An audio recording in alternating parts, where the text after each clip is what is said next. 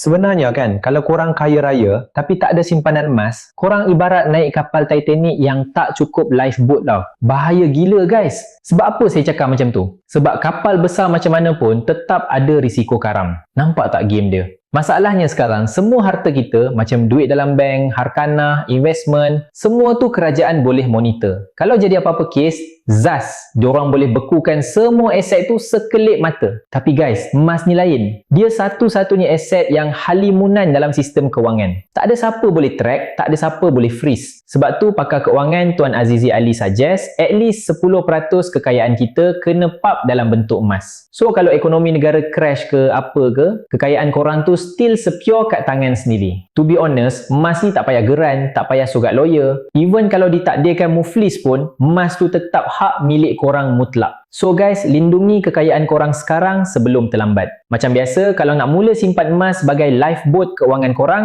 DM je saya okey.